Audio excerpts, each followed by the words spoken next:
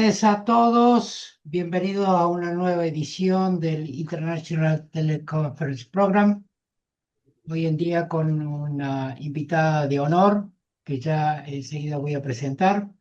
Pero antes de empezar, quisiera expresar nuestra solidaridad con el pueblo de Colombia ante el reciente terremoto que ha afectado al país. Nosotros en nuestro programa tenemos muchos profesores de Colombia y así también tenemos muchos médicos que asisten permanentemente a nuestro webinar de Colombia, de manera tal que desde este espacio académico acompañamos de corazón a todos nuestros amigos en Colombia, a todas las personas afectadas y a sus familiares en estos difíciles momentos que tienen que vivir. Bueno, dicho esto, para el International Teleconference Program es un verdadero privilegio recibir hoy a la doctora Ximena Borsman de Santiago de Chile, una de las principales referentes internacionales y pioneras en el campo de la ecografía de piel. La doctora Borsman es médica radióloga dedicada fundamentalmente a la investigación y aplicación clínica de la ecografía de la piel y tejidos blandos. Es directora médica del Instituto de Investigación y Diagnóstico por Imágenes en Piel y Tejidos Blandos y desarrolla su actividad académica vinculada a los departamentos de dermatología en la Universidad de Chile y de la Pontificia Universidad Católica de Chile.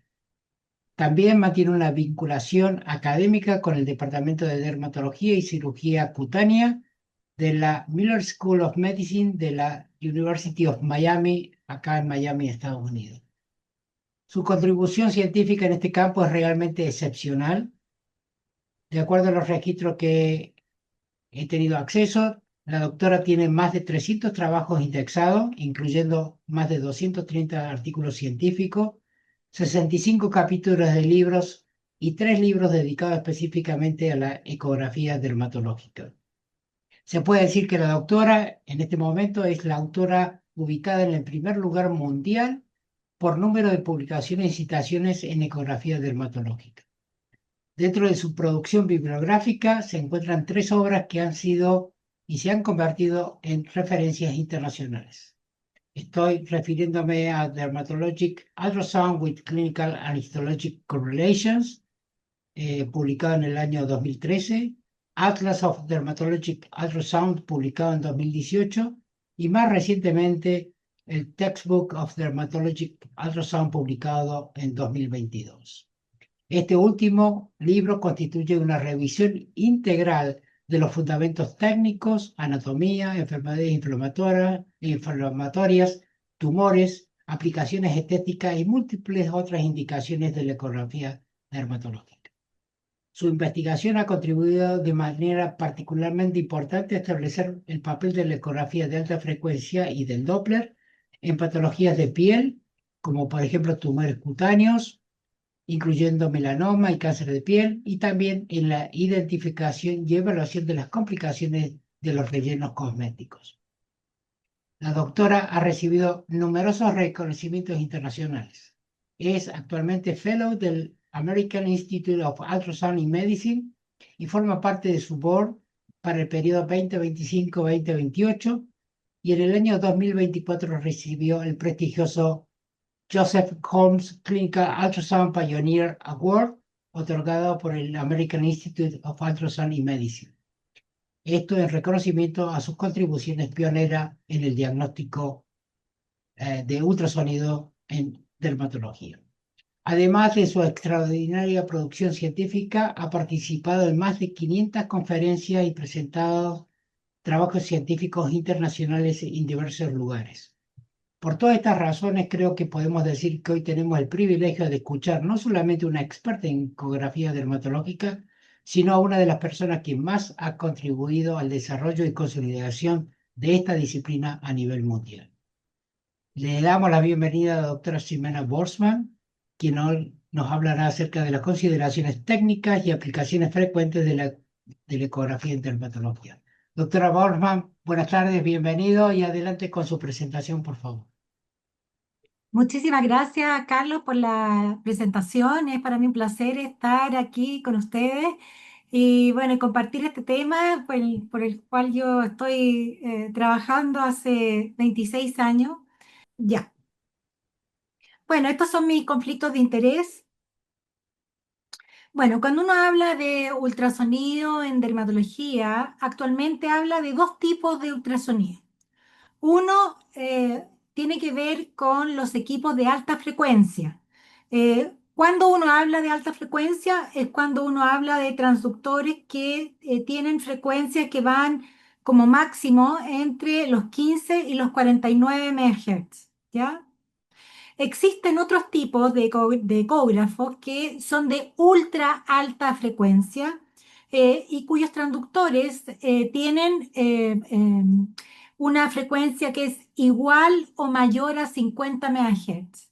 Actualmente en el mercado existen equipos que llegan a los 71 MHz. En forma experimental hay equipos que llegan a los 100 y a los 500 MHz, ¿ya? Eso hay que saberlo porque igual, digamos, hay cosas que varían en términos de hallazgo.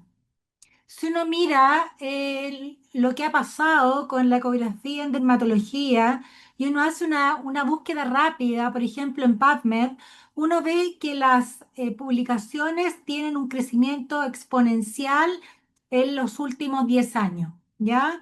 Hay más de 10.000 referencias si uno busca por Dermatologic Ultrasound y más de 12.000 referencias si uno busca por Ultrasound in Dermatology y esto sigue creciendo. Así que ahí, con ese contexto, les muestro cómo es la anatomía de la piel. Fíjense que al lado izquierdo ustedes ven un equipo de alta frecuencia, que en este caso llega a los 18 MHz, y ustedes pueden distinguir perfectamente en la superficie la capa epidérmica, como esta línea hiperecogénica, luego ven la dermis, ¿no es cierto?, como esta capa intermedia, y luego ven la hipodermis o subcutáneo, que es más hipoecogénica, que contiene grasa y que tiene estos septos fibrosos que son hiperecogénicos. Cada capa tiene una ecogenicidad que está dada por componentes principales de ella, que son los que reflejan el sonido. En el caso de la epidermis, el componente que refleja más el sonido es el estrato córneo, que es el que tiene la queratina y por eso lo vemos hiperecogénico. Luego tenemos la dermis, cuyo componente principal es el colágeno, y eso es lo que va a dar esa ecogenicidad. Y en el caso de la hipodermis o subcutáneo, la ecogenicidad está dada, ¿no es cierto?, por la grasa con sus septos fibrosos. La resolución axial espacial de un equipo de ultrasonido de alta frecuencia llega alrededor de los 100 micrones, ¿ya? Eh, es una resolución muchísimo más alta que un resonador, por ejemplo. Un resonador tiene una resolución axial espacial de 1.000 micrones a 4.000 micrones. Mientras más bajo sea ese número, significa que uno puede discriminar mejor entre dos puntos. Por ende, mientras más pequeño, mejor la resolución axial espacial. Al otro lado vemos un equipo de ultra alta frecuencia de 70 MHz que uno ve un zoom, ¿no es cierto?, de la dermis y uno puede distinguir, por ejemplo, un folículo piloso perfectamente, una glándula sebácea que se ve como esta estructura oval, ¿no es cierto?, hiperecogénica. El folículo piloso lo vemos como esta estructura oblicua, hipoecogénica. Luego tenemos, ¿no es cierto?, que esta oblicuidad del folículo está dada por qué tipo de pelo tiene la persona. Mientras más liso el pelo, más recto es el folículo, mientras más curvo o enrulado, no sé cómo le digan ustedes, es el pelo, más oblicuo va a ser el folículo.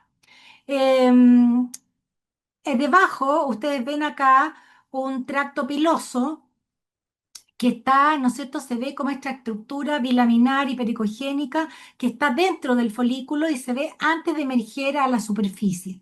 Estos detalles son posibles de ver con el equipo de ultra alta frecuencia. Sin embargo, cuando los folículos están dilatados, uno los ve bastante bien con el equipo de alta frecuencia. Si uno compara entonces la resolución axial espacial, la ecografía tiene una resolución axial espacial mucho más alta que la resonancia o la tomografía computada. Uno no podría ni pensar en ver los folículos pilosos en una resonancia o en una tomografía computada. Una cosa importante de la ecografía es que nosotros no tenemos problema, entre comillas, de penetración en partes blandas. Y eso es una diferencia relevante con respecto a otros métodos que se utilizan en dermatología, como por ejemplo la dermatoscopía, que es como una lupa, ¿no es cierto? O por ejemplo la tomografía óptica, porque todos ellos, o incluso la microscopía confocal, todos ellos tienen una penetración extremadamente baja. En cambio, la ecografía tiene la gracia que uno con un mismo transductor puede penetrar, ¿no es cierto?, hasta 6 centímetros, por ejemplo, con un transductor que tiene una frecuencia variable entre 8 y 18 MHz, o puede incluso bajar de frecuencia cambiando el transductor. Y eso no lo puede hacer otra técnica de imágenes de las que se usan más frecuente en dermatología. Otra ventaja relevante es que nosotros podemos ver el flujo en tiempo real. Y para esto usamos el Doppler color, el Doppler power o los software de microflujo que en este minuto están presentes en muchos equipamientos de alta gama, por supuesto, pero que son bastante buenos para detectar el flujo, sustrayendo el tejido que está alrededor y dejando más bien el lumen de los vasos. En este caso, aquí estamos viendo un hemangioma intraorbitario. Una estructura que es relevante de ver es la uña, y lo digo relevante porque, por ejemplo, biopsiar una uña es complejo porque las biopsias pueden dejar cicatrices en la matriz. Entonces, en dermatología se intenta primero no biopsiar una uña. Y fíjense que acá ustedes ven una uña en un eje longitudinal y ustedes ven perfectamente la placa unguial que se observa como esta estructura bilaminar eh, que tiene un segmento dorsal que está en la superficie y un segmento ventral que da hacia el lecho unguial. Luego ven el lecho unguial propiamente tal, como hipoecogénico. En la zona proximal y superficial está el área de la matriz. Nosotros no vemos las células de la matriz, pero más o menos vemos el área y sobre todo con los 18 MHz. Y en la zona más proximal y superficial tenemos el pliegue periungual superficial que tiene la misma estructura del resto de la piel, excepto que no tiene, ¿no es cierto?, grasa. Acá vemos la epidermis y la dermis. ¿Ya? Uno puede ver, ¿no es cierto?, hacer esto con reconstrucciones tridimensionales que son bien bonitas, que no aportan más datos diagnósticos, pero en el fondo son lindas de ver. Ahora, ¿cuáles son los requisitos para poder realizar un examen de ecografía dermatológica? Primero, un equipo con Doppler color que tenga transductores que sean de frecuencia variable. Lo mínimo que se recomienda son 15 megahertz, de ahí para arriba. En el mercado está lleno de esos equipos. Hoy día, como les decía, tenemos una variedad de equipos, desde equipos, ¿no es cierto?, que son portátiles hasta equipos de alta gama que tienen esa frecuencia. Ahora, obviamente que hay diferencia entre los equipos portátiles pequeños no esperen tener la misma definición que un equipo de alta gama. Obviamente es como un computador, ¿no es cierto?, que hay diferencias en la definición. Y por otro lado, necesitamos un operador entrenado en ecografía y, bueno, y condiciones dermatológicas. Yo creo que esta es la principal barrera por ahora, porque obviamente, como es algo que está recién nacido, por decir así, todavía, digamos, no hay programas de radiología que tengan esto incorporado en su residencia. Entonces, los radiólogos, por ejemplo, tienen que formarse posteriormente. Ahora, eh, esa formación, digamos, está beneficiada por la cantidad de artículos, por ahora libros, ¿no es cierto?, por la cantidad de cursos que hay ahora bajo, ¿no es cierto?, de sociedades científicas que son importantes, como AUM, por ejemplo, en Estados Unidos, el American Institute of Ultrasonic Medicine, o por ejemplo EADB en Europa, que tiene, ¿no es cierto?, también cursos de ecografía dermatológica. Y en fin, AAD, por ejemplo, la American Academy of Dermatology, que también tiene un curso un webinar de ultrasonido dermatológico. Entonces, hay formas, ¿no es cierto?, de ir entrenándose, pero yo creo que también hay que invertir tiempo en formarse y en crear equipos de trabajo, en además tener el feedback de los casos. ¿Ah? Yo creo que todo eso ayuda a que uno pueda ir aprendiendo todas estas cosas. Cuando uno habla de métodos de diagnóstico, tiene también que hablar no solo de las cosas buenas, sino también de las limitaciones. Las limitaciones, en este caso, son las lesiones que miden menos de 0,1 milímetro cuando uno trabaja en alta frecuencia y las lesiones que miden menos de 0,03 milímetros cuando uno está en ultra alta frecuencia. Otra limitación puede ser las lesiones que están localizadas solo en la epidermis, como por ejemplo lesiones in situ, y la detección de pigmentos, como por ejemplo la melanina. Esperamos que en el futuro, con el desarrollo de los equipos fotoacústicos, esta detección de pigmentos, ¿no es cierto?, sea algo que esté en el pasado.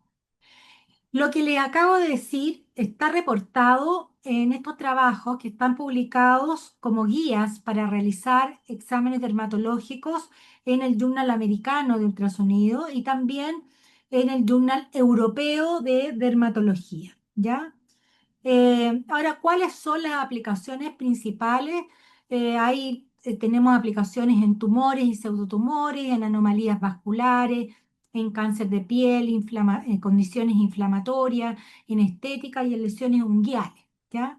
Yo traté de ir resumiendo en el fondo qué es lo más relevante y por qué uno necesitaría un examen de ecografía. Por ejemplo, miren esta lesión, esto se llama quiste epidérmico o quiste de inclusión epidérmica y es un quiste que se genera por el atrapamiento de estructuras epidérmicas en capas profundas.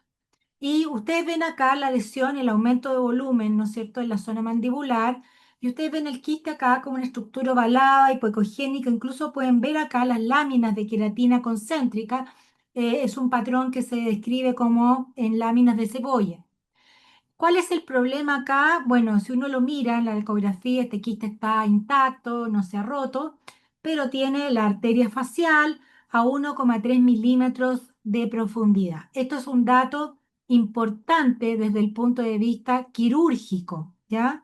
Entonces acá tenemos información que aparte del diagnóstico, que puede eventualmente ser sospechado por un clínico, tenemos información que no es posible de decir con precisión por el clínico. Los quistes epidérmicos son una de las lesiones más frecuentes en dermatología y pueden estar intactos, pero también pueden inflamarse y romperse. Y cuando se rompen, liberan la queratina hacia la periferia y eso hace que esta queratina funcione realmente como un cuerpo extraño, inflamando los tejidos adyacentes. Ustedes ven que la morfología del quiste va cambiando y eh, hay un signo que nos ayuda a detectarlo, que es el reforzamiento acústico el posterior debajo del quiste, ¿ya? Ustedes vean que está en todas las lesiones, ¿ya? Así que hay que buscarlo, sobre todo cuando el quiste se rompe, ¿ya? Con los equipos de ultra alta frecuencia uno puede detectar los fragmentos capsulares, ¿ya? A veces eso es difícil con los equipos, digamos, de menor frecuencia. Otra lesión que también es interesante es el pilomatrixoma. Este es un tumor benigno que se deriva de la matriz del pelo. Y aquí lo interesante es que el error en el diagnóstico clínico es mayor al 50%, ¿ya? O sea, eso es como tirar una moneda al aire, ¿ya? Eh, y aquí la ecografía, sin lugar a dudas, puede ayudar. Estos se confunden mucho con quiste epidérmico, particularmente cuando estos pilomatrixomas tienen algunos componentes hemorrágicos. Normalmente, la forma más frecuente de presentación es este tipo target, ¿ya? Entonces tiene un borde hipoecogénico, un centro heterogéneo y tiene focos hiperecogénicos de aspecto cálcico en su interior, ¿ya? y generalmente están entre la dermis y el subcutáneo y muchos de ellos tienen vascularización. Algunos tienen más vascularización periférica, otros pueden tener ambas y algunos tienen vascularización bastante prominente que incluso puede simular algunos tumores vasculares. Pero acá la clave para poder diagnosticar un pilomatrixoma es el calcio.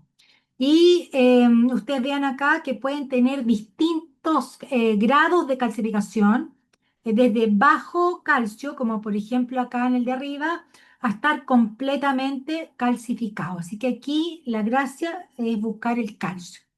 Miren, en este caso, esta es una paciente que fue tratada por un hemangioma y como la paciente no respondía, la enviaron a la ecografía.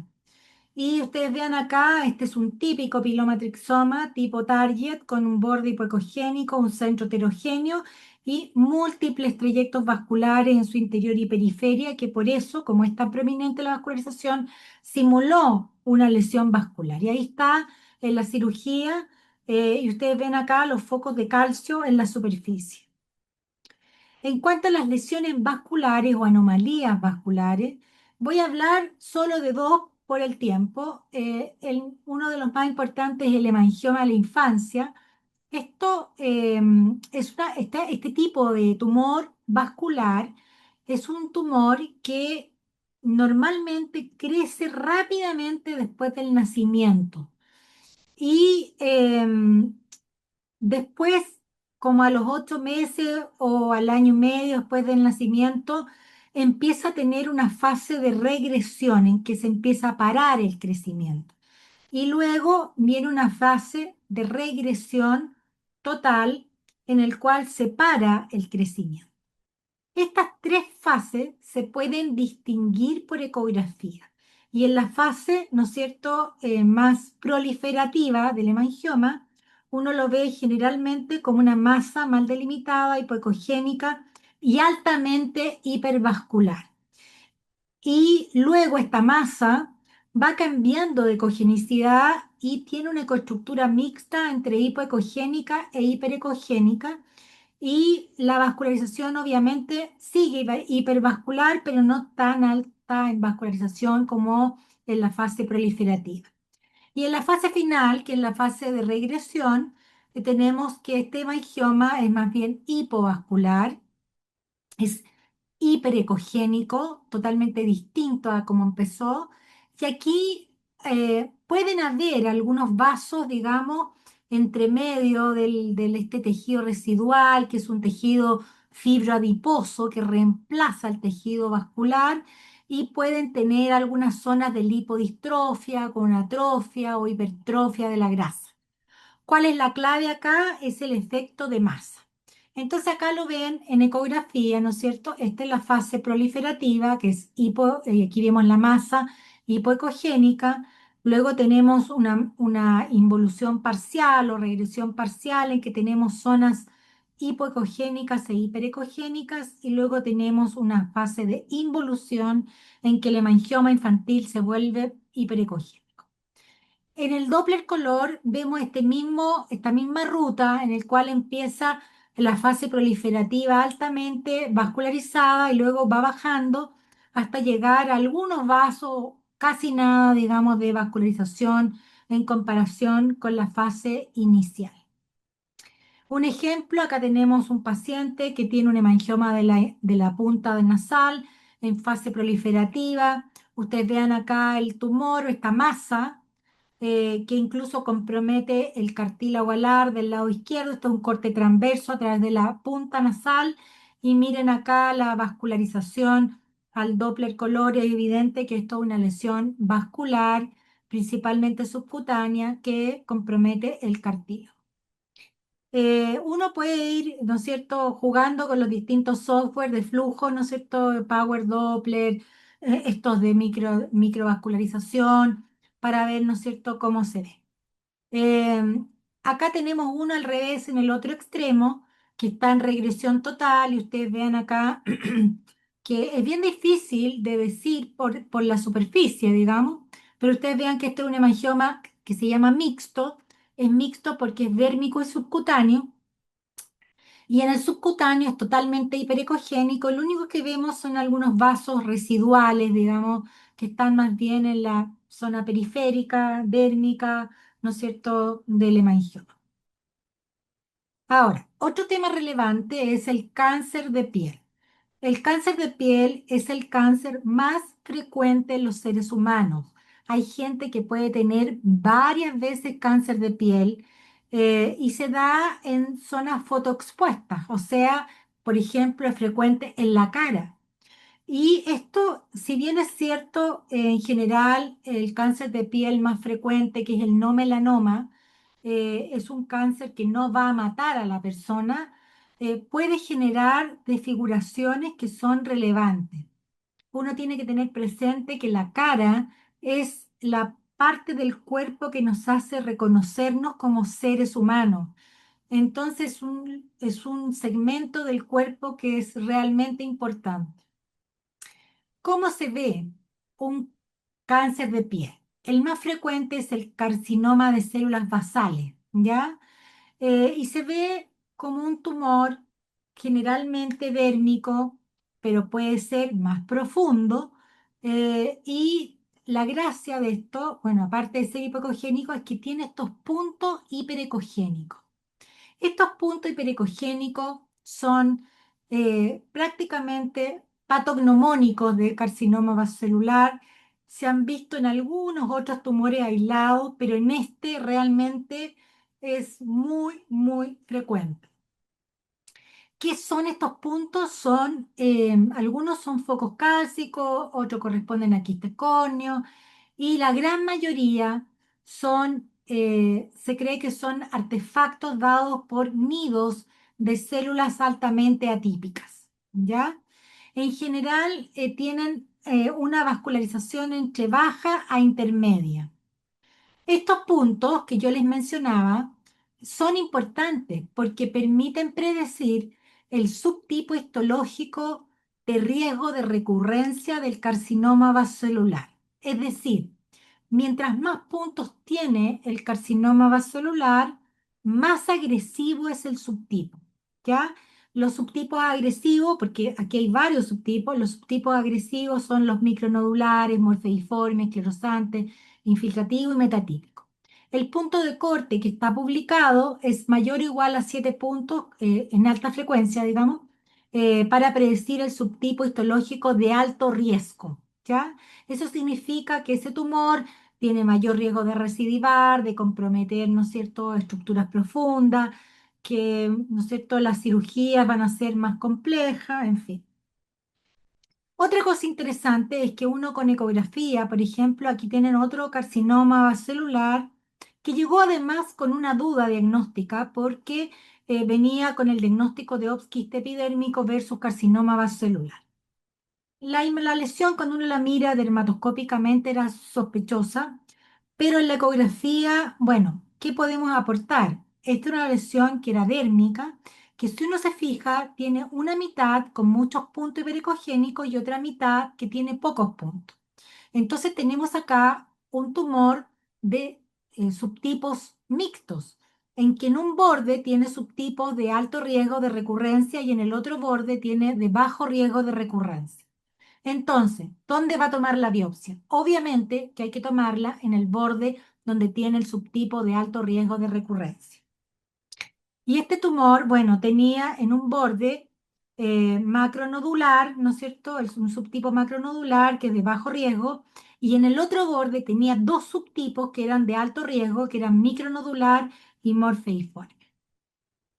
La ecografía de alta frecuencia se ha reportado que tiene una sensibilidad de un 96% para la detección del borde profundo del carcinoma vascelular. Esto es súper importante porque este es un dato que no puede tener con exactitud otro tipo de técnica por imagen, ¿ya?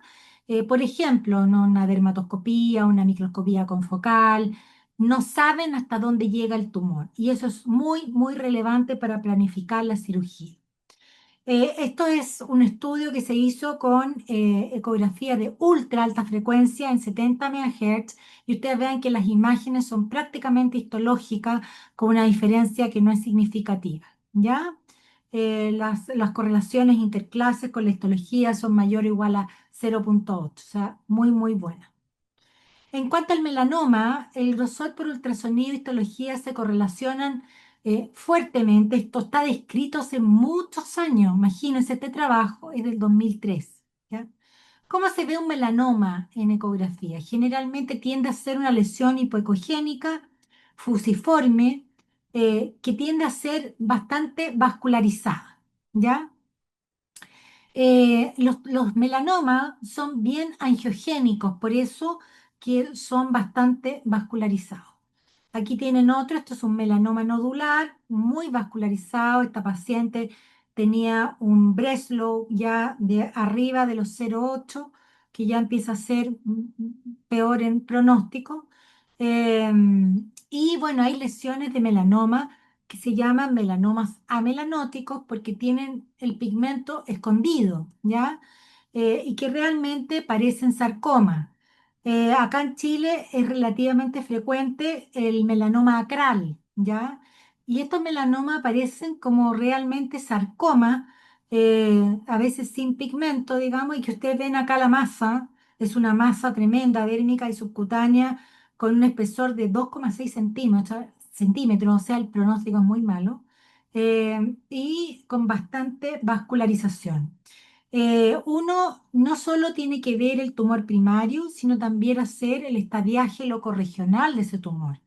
En el caso que yo les mostré recién, este paciente tenía metástasis en tránsito en el dorso del pie y tenía metástasis nodales en la región inguinal, ¿ya?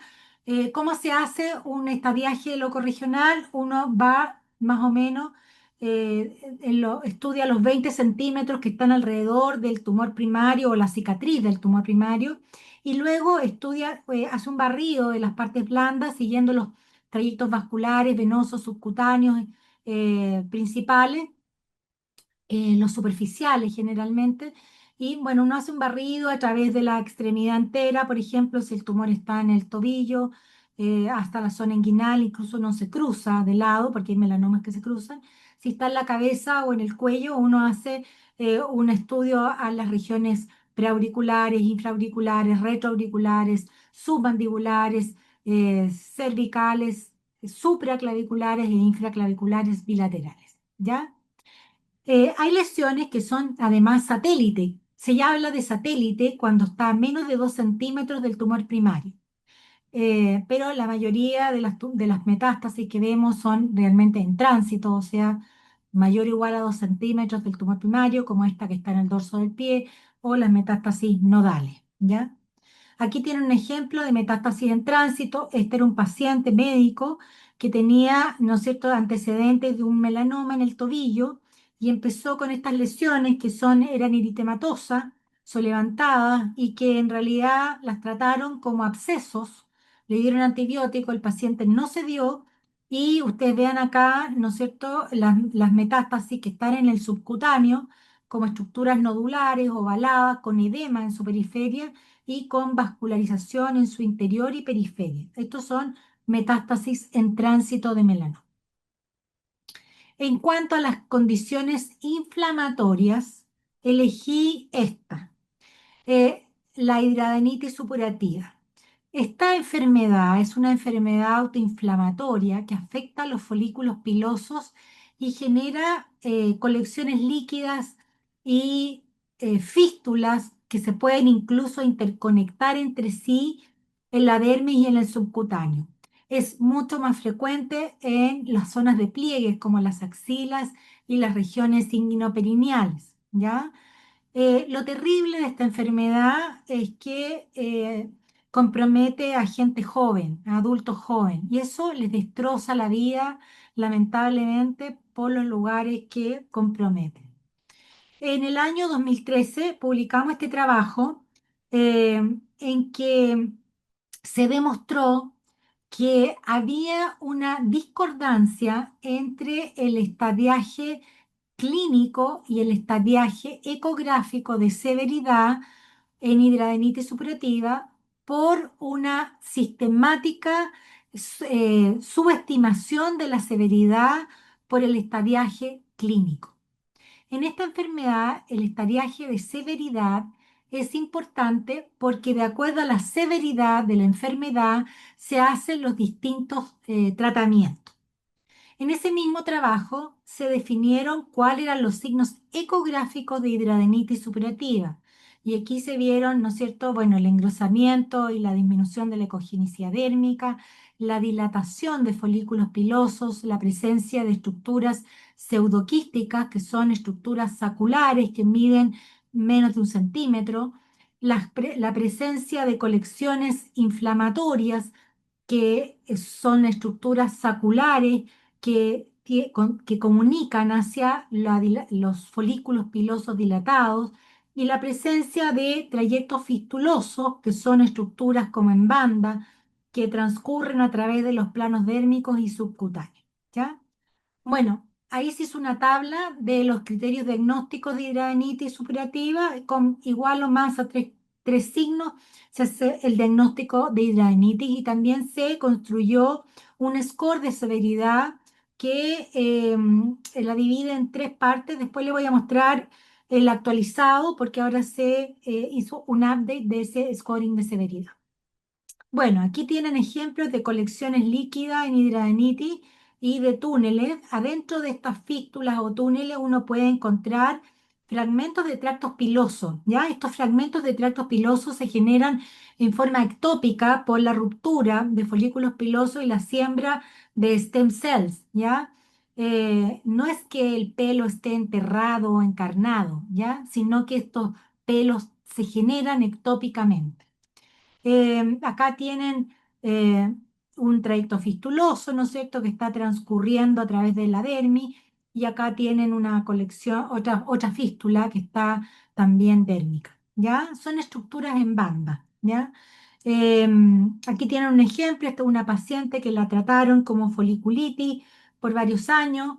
Le dijeron que tenía un estadiaje de Hurley, Hurley es el estadiaje ecográfico clínico que se usa, el más usado por lo menos, hay varios, y le dijeron que ella estaba en etapa 1. Y después, bueno, en la ecografía quedó claro que ella tenía un trayecto fistuloso que comunicaba estas dos lesiones. Por ende, esto no es etapa 1, esta es una etapa 2 y con una tremenda fístula que mide más de 8 centímetros. ¿Ya? Entonces aquí tenemos que el estadio clínico subestima la severidad.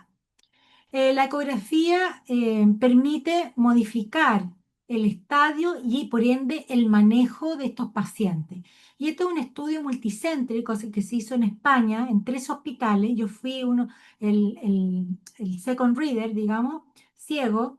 Obviamente se hizo un entrenamiento en todos los centros para que supieran cómo se hacía. Y aquí las concordancias intra e interobservador fueron muy altas para detectar, ¿no es cierto?, el diagnóstico y el estadio, ¿ya? Esto es mucho más alto que en términos de concordancia que lo que se ha reportado para los scoring clínicos más frecuentes. Con ultra alta frecuencia, estamos hablando ahora de 70 MHz, uno tiene una visión exquisita de la fisiopatología de la enfermedad. Y uno ve que en realidad esta enfermedad, ¿no es cierto?, se genera en la epidermis, en los folículos pilosos, hay una alteración, una desregulación de la producción de queratina. Ustedes vean acá a la izquierda arriba tienen los folículos normales y vean cómo estos folículos se dilatan, se abalonan, ¿no es cierto?, se meten, ¿no? Nosotros les decimos el folículo donador, porque se mete a las colecciones o a las fístulas y dona esta queratina y componente inflamatorio, y de esa manera las colecciones y fístulas pueden crecer. También vemos, ¿no es cierto?, que hay otros signos como el signo del puente, que son bandas de queratina que unen los ósteos foliculares, que clínicamente se ve como el signo del doble comedón. Y también otros signos bien bonitos, como por ejemplo este del signo de la espada, que es un tracto piloso que está emergiendo hacia afuera del folículo y que creemos que es uno de los, sí, de las formas que tiene el folículo de romperse, porque el tracto piloso es una estructura que es muy, muy fuerte. Eh, bueno, esta es la actualización de los criterios diagnósticos que fue publicada el año 2024 y que une los signos que uno ve en alta frecuencia y ultra alta frecuencia. ¿Ya? Con tres o más de estas categorías positivas uno puede hacer el diagnóstico ecográfico de hidradenitis. Y esto es súper importante en los estadios iniciales, porque en los estadios finales, obviamente, el diagnóstico clínico es evidente. El problema está en los estadios iniciales. Y aquí está el scoring sonográfico de severidad actualizado. Se llama Modify SOSHS y esto se divide en tres estadios de acuerdo a un conteo de las colecciones líquidas y los túneles o fístulas. Y el estadio 3 se divide de acuerdo a si estos túneles o fístulas están comunicados o no están comunicados y cuántos tiene comunicado. ¿Ya? También existe un scoring para ver el nivel de actividad inflamatoria. Y esto se calcula con distintos signos que indican inflamación en ecografía, como por ejemplo el aumento de la ecogenicidad subcutánea alrededor de las lesiones, el tipo de flujo, por ejemplo, qué flujo hay en la periferia, si es arterial o venoso. Se supone que el flujo eh, arterial está más linkeado a inflamación. Obviamente que haya flujo también es un signo. Cuántas regiones corporales tiene comprometidas y cuántas subregiones dentro de esa extensión corporal están comprometidas. Tiene una fase basal y luego hay una fase de monitoreo en la cual uno va eh, comparando en el fondo los distintos segmentos y va viendo si esto está mejor o peor, ¿ya? Pero lo clave es que si uno usa ecografía en hidradenitis, hay una altísima modificación del tratamiento después de la ecografía que se ha reportado en más de un 80% en los adultos y más de un 90% en los niños. Eso es altísimo, ¿ya? En este trabajo en el cual me tocó participar, que salió publicado en la revista Lancet, se determinó que el ultrasonido puede apoyar el diagnóstico temprano de hidradenitis supurativa. El ultrasonido y la resonancia pueden obviamente ayudar a detectar estos túneles o fístulas, pero realmente la resonancia se usa solamente para las fístulas o túneles anogenitales profundos. En el resto, la ecografía, y eso no significa que uno con ecografía no lo pueda ver. La ecografía es realmente la primera línea aquí. Estas son las guías de manejo de los pacientes con hidradenitis supurativa en Chile y estas guías tienen algo interesante, son de libre acceso y aquí tenemos, ¿no es cierto?, el estadio clínico que se recomienda y luego tenemos una corrección del estadiaje clínico de acuerdo al scoring ecográfico. Y con esa corrección, ¿no es cierto?, el paciente se divide en leve, moderado, severo y va a ir a distintas líneas de tratamiento. Eso es muy importante porque es un manejo basado en imágenes que está recomendado para todos los pacientes con hidradenitis supurativa. Otra enfermedad que también es relevante es la morfea. La morfea es la variante cutánea de la escleroderma y aquí la gracia de la ecografía es que uno puede ayudar en el diagnóstico y en detectar el grado de actividad inflamatoria. Cuando la morfea está activa, uno puede ver que se engruesa la dermis, se disminuye la cogenicidad de la dermis, aumenta la ecogenicidad del subcutáneo, se borra la diferencia entre la dermis y el subcutáneo y luego con el tiempo, ¿no es cierto?, estas capas se van volviendo atróficas, se adelgazan y el paciente pierde la grasa del subcutáneo. Asimismo, con el Doppler color uno puede ver el grado de vascularización de estas zonas que están activas, ¿ya? Y generalmente en las zonas activas hay una hipervascularización que tiende a estar concentrada en el límite entre la dermis y la hipodermis. Aquí tienen ejemplos de morfea Ustedes ven completamente borrado acá. Si ustedes se recuerdan de cómo era la piel normal, esto no tiene nada que ver con la piel normal. Acá tenemos borrada la interfase entre la dermis y el subcutáneo con una hipervascularización importante. Y acá ven que el paciente, por ejemplo, perdió la grasa y que tiene bastante vascularización en el límite dermohipodérmico. Antiguamente se pensaba que cuando el paciente se atrofiaba era porque estaba mejor. Hoy sabemos que no es así. Eso no significa que el paciente esté inactivo. Un hallazgo que se ve en Morfea también es la inflamación de las glándulas, ¿ya? Acá tenemos, por ejemplo, una Morfea que se llama Parry-Romberg, que afecta más bien un lado de la cara, y en el lado afectado tienen una inflamación de la parótida, ¿no es cierto?, en este caso derecha, que no tiene nada que ver con el lado izquierdo. Así que este concepto es importante en Morfea y es que la atrofia no es sinónimo de inactividad, ¿ya? Y ustedes ven acá cómo se altera la ecogenicidad de las capas cutáneas y cómo esta hipervascularización puede estar subclínica. Eh, Estas placas de Morfea pueden ser completamente asincrónicas en actividad, ¿ya? Por ende, no se recomienda estudiar solo una placa, se recomienda estudiar el segmento corporal completo, porque vemos zonas subclínicas de actividad y placas que están en distintos niveles de actividad inflamatoria. Por ejemplo, esta placa tenía actividad más en el centro que en la periferia. El metotrexato, que es uno de los medicamentos de primera línea que se usa en Morfea, eh, fue estudiado por nuestro grupo y apareció que tenía una baja efectividad para el manejo de la morfea. ¿Ah? Esto que le estoy diciendo es incendiario, porque todavía sigue siendo uno de los medicamentos más usados mundialmente para tratar morfea. Nosotros lo que vimos es que el metotrexato realmente en dosis de menores a 15 miligramos por kilo en pacientes que llevaban más de un año con morfea no tenía ningún efecto en la actividad y más bien que los pacientes se atrofiaban, eh, que bajaban en actividad. ¿Mm? Otra área que está bastante famosa, digamos, de utilización de la ecografía son las complicaciones de los rellenos. Una de las gracias de la ecografía es que permite detectar e identificar los rellenos cosméticos más frecuentes. Uno los puede separar en predominantemente anecogénicos, ¿no es cierto?, o anecoicos, como por ejemplo el ácido hialurónico, que es el más usado mundialmente, y en hiperecogénicos, que son los que tienden a ser sintéticos.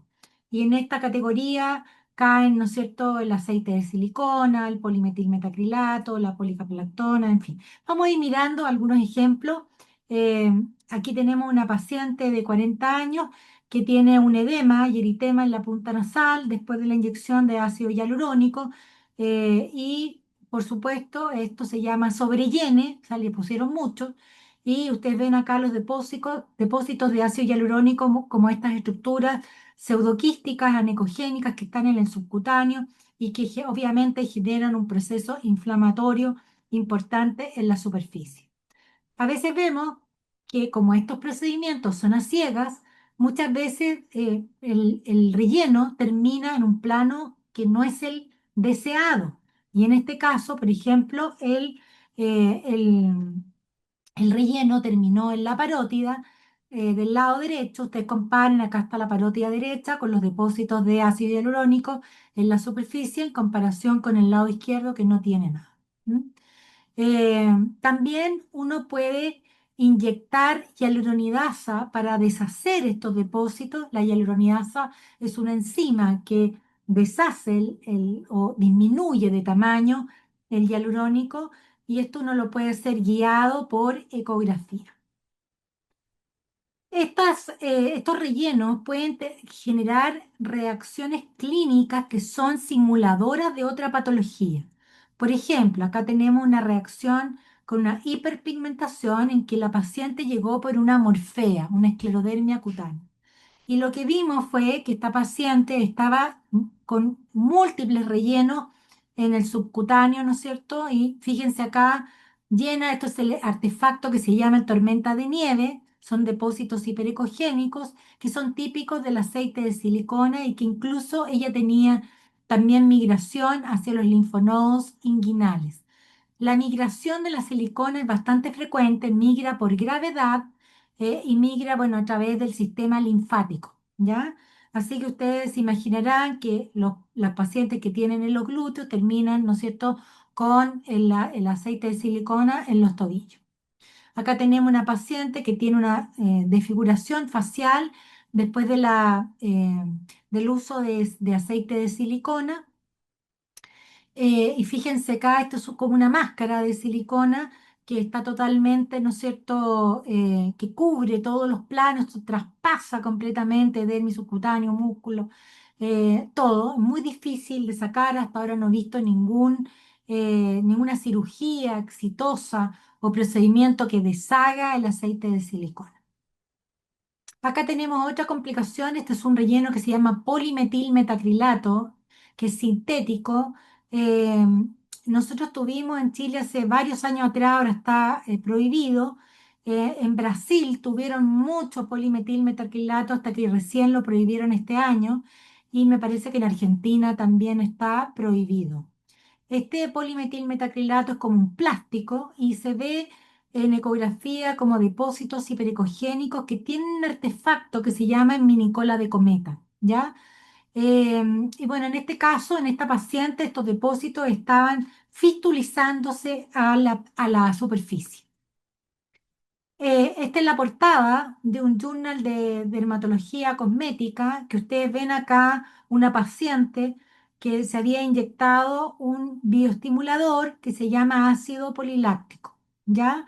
Y ustedes vean estos nódulos, y este es un estudio que se hizo en Brasil, en el cual se estudiaron cuáles eran las causas de estos nódulos, y ustedes vean acá, la mayoría son de ácido poliláctico, y luego está también otro bioestimulador que es la hidroxiapatita de calcio. Antiguamente esta también se usaba como relleno, ahora se está usando más como bioestimulador. Y acá tenemos, ¿no es cierto?, la policaprolactona, bueno, en fin. Hay otros tipos de relleno, no los quiero marear, pero le estoy hablando de lo más frecuente. En este trabajo multicéntrico que nosotros hicimos para ver las reacciones granulomatosas a rellenos, vimos que el número uno en reacciones granulomatosas era el ácido hialurónico, lo cual tiene cierto sentido porque es el relleno más utilizado mundialmente. Pero después venía el ácido poliláctico, que es un bioestimulador que está muy popular, y luego el polimetilmetacrilato, que como que entre comillas plástico que yo les decía, ¿ya? Aquí ven las reacciones granulomatosas. Se pueden tener dos tipos de morfología, una morfología más nodular, ¿no es cierto?, como estas estructuras ovaladas o redondeadas, y luego hay una morfología que es mal definida y que se mete, como que dice, entre los tejidos, ¿ya? Em, Hace poco nosotros publicamos este estudio del uso de inteligencia artificial para la discriminación de los rellenos, y la verdad que anduvo bastante bien la inteligencia artificial usando este software que se llama YOLO, que significa You Only Look Once. em, y este anduvo bastante bien para discriminar ácido hialurónico y aceite de silicona, ¿ya? En el resto de los rellenos no anduvo tan bien, y yo creo que es porque eh, los artefactos por los cuales se identifican estos rellenos son más pequeños, por ende más difíciles de detectar en distintos tipos de ecógrafos, ¿ya? Porque en este trabajo participaron desde operadores que tenían eh, equipos portátiles a equipos de alta gama. Una cosa relevante es que los rellenos generan alteraciones inflamatorias glandulares. Esto es bastante frecuente, está reportado, y los pacientes muchas veces no lo linkean a la inyección de rellenos. Así que hay que examinarlo. Nuestro protocolo para los rellenos incluye las zonas facial y submandibular bilateral, y justamente incluye el estudio glandular, ¿ya?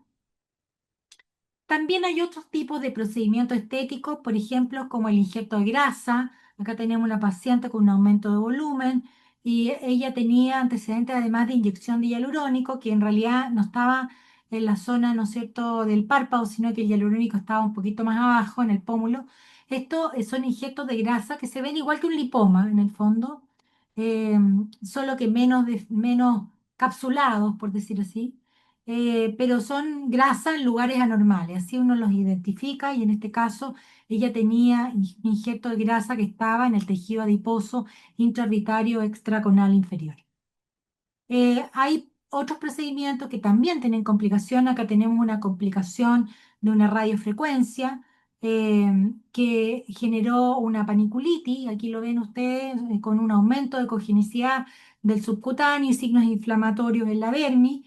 Eh, Hay implantes, por ejemplo, este es un implante nasal de polietileno que se observa como esta estructura, una banda hiperecogénica que tiene esta estructura laminar que corresponde, ¿no es cierto?, a una reacción inflamatoria y granulomatosa en la periferia. Este implante está subaponeurótico, pero está generando una reacción y está generando un aumento de volumen en el dorso nasal, ¿ya? Y también, ¿no es cierto?, reacciones granulomatosas con suturas que vemos en algunos procedimientos estéticos, como por ejemplo la rinoplastía. Acá tenemos una reacción granulomatosa en la punta nasal, con remanentes de suturas que son bastante frecuentes en este tipo de procedimientos. Las lesiones unguiales es otro capítulo, ahí elegí dos nomás, y ustedes ven acá el tumor glómico, que es una de las causas más frecuentes de solicitud de este tipo de exámenes. Ustedes ven acá la lesión unguial que se llama eritroniquia, ¿no es cierto? Como una banda eritematosa en este caso. Y ustedes ven el tumor en la zona proximal del lecho unguial como una estructura ovalada, hipoecogénica, que genera esta remodelación del margen óseo de la falange distal y que obviamente está hipervascularizado. Estos signos son muy sugerentes de tumor glómico. En general, los tumores glómicos se pegan al margen óseo, parten por ahí, y raramente, digamos, cuando son más grandes, pueden generar cambios distróficos y empiezan a afectar o a comprimir la zona de la matriz. El segundo tumor que elegí de la uña es el onicoma tricoma. Este es un tumor que deriva de la matriz de la uña. Y es muy bonito porque tiene digitaciones, ¿ya? Clínicamente tiene este aspecto amarillento y tiene lo que se llama hemorragias en astilla, ¿ya? No es un tumor que se caracterice por ser doloroso, pero a veces algunos pacientes dicen que sienten algún tipo de sensibilidad, ¿ya? ¿Y cuál es lo bonito de este tumor? Es que es hipoecogénico, generalmente es excéntrico y tiene estas líneas hiperecogénicas, ¿ya? Que corresponden a las interfaces entre las digitaciones del tumor que se van a meter hacia la zona de la placa unguial. Y ustedes ven acá en ultra alta frecuencia las proliferaciones del tumor y estas líneas corresponden a las interfaces entre el tumor. Bueno, ese era el último capítulo dentro de la charla. Siempre me preguntan de mis libros. Ahí, como decía Carlos, hay 3 libros que han sido traducidos a varios idiomas. Los libros son originalmente escritos en español, en inglés, perdón, pero están traducidos al español, al portugués, al chino, al coreano, al ruso y al turco, ¿ya? Lo pueden encontrar en distintas librerías, los en inglés están en Amazon, y bueno, los en español, en portugués están en editoriales que son locales. Bueno, en conclusión, hay un gran campo en la ecografía, en dermatología, porque tenemos la posibilidad de cambiar el manejo, el diagnóstico y el manejo en muchas entidades. Tenemos que aprovechar esta resolución axial espacial que no tiene problemas de penetración. Tenemos que tomar ventaja de la posibilidad de ver el flujo en tiempo real sin tener que inyectar algo al paciente. Tenemos que sí animarnos a entrar a la sala de ecografía, ¿no es cierto? informarnos del tema, por supuesto. Y esto tiene un campo tremendo en investigación y en diagnóstico precoz. Bueno, muchas gracias. Aquí les dejo mi Twitter, mi Instagram, mi mail para los que quieran contactarme después.